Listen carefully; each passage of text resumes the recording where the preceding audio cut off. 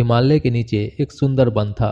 One में तरह तरह के पशु पक्षी रहते थे। वहीं जगह जगह ऋषियों की झोपड़ियां भी बनी हुई थी। ऐसा लगता था मानो प्रकृति ने अपने हाथों से उस वन को संवारा हो। उन्हीं झोपड़ियों के पास एक तेजस्वी युवक बड़े दिनों से अंगूठे के बल खड़े होकर तप में लीन था। उसने खाना पीना सब कुछ छोड़ दिया था। वह केवल हवा पीकर ही रहता था। उसका शरीर सूख गया था, सिर के बाल भी बच गए थे, पर चेहरे पर तेज बढ़ता जा रहा था। लगता था मानो दूसरा सूर्य निकल रहा हो। वह तपस्वी पांडवों का भाई अर्जुन था। वेद व्यास की सलाह से वह दिव्य शास्त्र प्राप्त करने के लिए शिव जी को प्रसन्न करने की चेष्टा कर रहा था, क्योंकि छली षड्यंत्रकारी और पापी कौरवों को हराने के लिए शिव जी के शरण में जाने के अतिरिक्त बेसहारा पांडवों के पास और कोई चारा नहीं था। अर्जुन के तप के तेज से आसपास की धरती जलने लगी। झोपड़ियों में रहने वाले ऋषि मुनि घबरा उठे। वे अर्जुन को समझाने लगे कि ऐसा कठिन तप न करे, पर अर्जुन ने उनकी बातों पर ध्यान नहीं दिया। ध्यान भी कैसे दे सकता था? उसे तो अधर्म और अन्याय मिटाने के लिए शिव जी से दिव्य शास्त्र प्राप्त करने थे। अतः वह तप में लगा रहा। अर्जुन ने जब ऋषियों की बात पर ध्यान नहीं दिया तो ऋषिगण सामूहिक रूप से शिव जी से प्रार्थना करने लगे, प्रभु अर्जुन की तप से धरती जल रही है। अगर आप उसे नहीं रोकोगे तो इस वन में हम लोगों का रहना कठिन हो जाएगा। उसी समय आकाशवाणी हुई, घबराओ नहीं, अर्जुन पूर्ण जन्म का देवता है। उसके तप से तुम्हारा अनिष्ट नहीं होगा। वह मुझसे दिव्य शास्त्र देना चाहता है। मैं उसके तप से प्रसन्न हूँ। यह वाणी समय भगवान आशुतोष की थी। अर्जुन बड़ी श्रद्धा से उनकी आराधना में लगा रहा। उन्हें प्रसन्न करने के लिए तप करता रहा। दोपहर का समय था। अर्जुन अपनी पूजा की माला भगवान के चरणों पर चढ़ा रहा था। सहसा उसे एक शूकर दिखाई पड़ा, जो कहीं से निकलकर उसी की ओर आ रहा था। अर्जुन ने झट से अपना धनुष बाण उठाया और धनुष बाण चढ़ाकर शूकर पर चला दिया।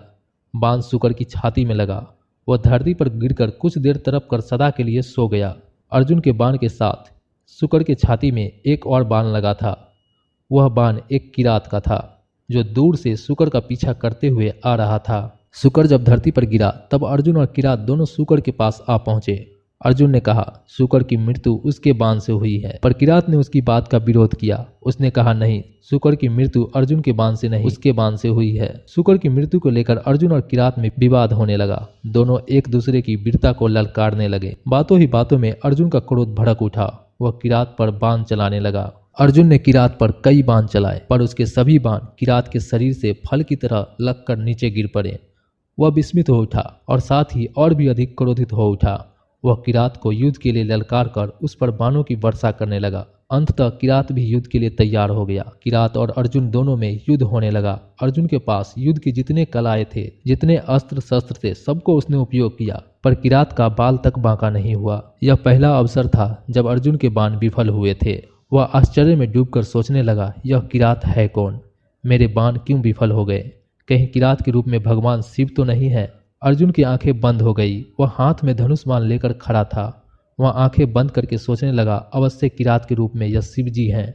मेरे बाण भगवान शंकर को छोड़कर किसी और पर विफल नहीं हो सकता है। सहसा अर्जुन के गले में एक माला आ गई और उन्हीं मालाओं में से एक थी जिन्हें अर्जुन भगवान के चरणों में चढ़ाया करता था। अर्जुन को विश्वास हो गया कि किरात के रूप में भगवान शिव ही उसकी शौर्य की परीक्षा ले रहे थे। अर्जुन का मन शक्ति और श्रद्धा से भर गया। वो पुलकित होकर भगवान शंकर को प्रार्थना करने लगा। भगवान आशुतोष प्रसन्न उठे। उन्होंने प्रसन्नता स्वर में कहा, अर्जुन, मैं तुम्हारी वीरता की परीक्षा लेकर परम संतुष्ट हुआ। मैं तुम्हारे इच्छा के अनुसार तुम्हें पशुपति शस्त्र दे रहा हूँ। इससे तुम तीनों लोक जीत सकोगे। अर्जुन उद्देश्य पूर्ण हुआ। महाभारत के पन्नों से प्रकट है कि अर्जुन ने भगवान शंकर के दिए हुए शस्त्रों से ही महाभारत के युद्ध में विजय प्राप्त की थी।